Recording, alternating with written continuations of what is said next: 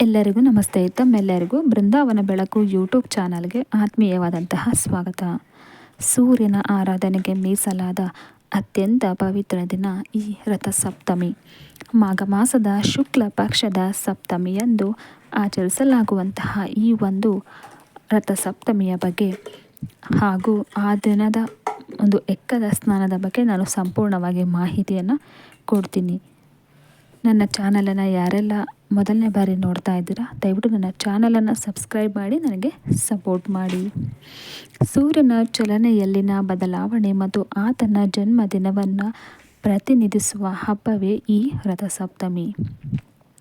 ರಥಸಪ್ತಮಿಯನ್ನು ನಾವು 2026 ಜನವರಿ 25 ಭಾನುವಾರದಂದು ಆಚರಣೆಯನ್ನು ಮಾಡ್ತೀವಿ. ಸೂರ್ಯನಿಗೆ ಪ್ರಿಯವಾದ ದಿನವಾದ್ದರಿಂದ ಈ ಬಾರಿ ಈ ಹಬ್ಬಕ್ಕೆ ಮತ್ತಷ್ಟು ವಿಶೇಷತೆ ಬಂದಿದೆ. ಹಾಗೆಯೇ ಅತ್ಯಂತ ಮಹತ್ವವಾದ ದಿನ ಅಂತಲೇ ಹೇಳ್ಬೋದು. ಈ ರಥಸಪ್ತಮಿಯ ದಿನ ನಾವು ಸ್ನಾನಕ್ಕೆ ಹೆಚ್ಚಿನ ಮಹತ್ವವನ್ನು ನೀಡ್ತೇವೆ. ಹಾಗೆ ಈ ರಥಸಪ್ತಮಿಯ ದಿನ ಎಕ್ಕದ ಎಲೆಗಳ ಮೂಲಕ ಸ್ನಾನವನ್ನು ಮಾಡ್ತೀವಿ.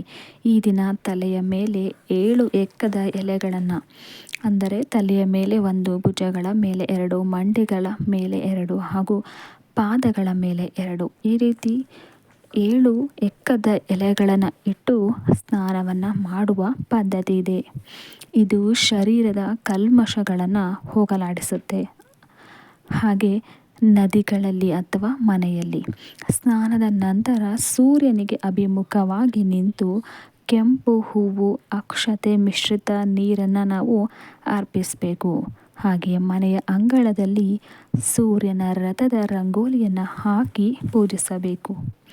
ಸೂರ್ಯನ ಕಿರಣಗಳು ಬೀಳುವಂಥ ಜಾಗದಲ್ಲಿ ಒಲೆಯನ್ನು ಹಾಕಿಬಿಟ್ಟು ಹಾಲನ್ನು ಉಕ್ಕಿಸಿ ಅದರಲ್ಲಿ ಅಕ್ಕಿಯ ಪಾಯಸ ಅಥವಾ ಪರಮಾನ್ನವನ್ನು ತಯಾರಿಸಿ ಸೂರ್ಯನಿಗೆ ನೈವೇದ್ಯ ಕೂಡ ಈ ಒಂದು ಹಬ್ಬದಲ್ಲಿ ಮಾಡುವಂತಹ ವಿಶೇಷತೆ ಇದೆ. ಹಾಗೆಯೇ ಈ ದಿನ ನೀವು ಸೂರ್ಯದೇವನ ಪೂಜೆಯ ಮಾಡುವಾಗ ಸೂರ್ಯದೇವನ 12 ನಾಮಗಳನ್ನು ನೀವು ಪಠಿಸಬೇಕು.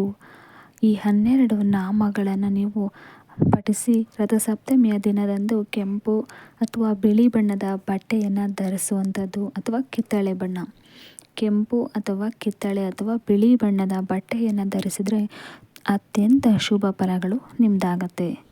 ಹಾಗೆ ರಥಸಪ್ತಮಿಯ ದಿನ ನೀವು ಸೂರ್ಯದೇವನನ್ನು ಪೂಜಿಸುವಾಗ ಆತನ ನಾಮಗಳನ್ನು ಹೇಳಿಕೊಂಡು ಪೂಜೆಯನ್ನು ಮಾಡಬೇಕು. ಈ ದಿನ ಮಾಡುವ ಸೂರ್ಯದೇವನ ಪೂಜೆಯಿಂದ ಆರೋಗ್ಯ, ಅಭಿವೃದ್ಧಿ, ಐಶ್ವರ್ಯ ಸಿಗುತ್ತೆ. ಈ ಒಂದು ಮಾಹಿತಿ ನಿಮಗೆ ಇಷ್ಟ ಆಗಿದ್ದರೆ ನನ್ನ ವಿಡಿಯೋಗೆ ಲೈಕ್ ಮಾಡಿ, ಶೇರ್ ಮಾಡಿ, ಹಾಗೆ ಸಬ್ಸ್ಕ್ರೈಬ್ ಮಾಡೋದು ಮರೆಯಬೇಡಿ. ಧನ್ಯವಾದಗಳು.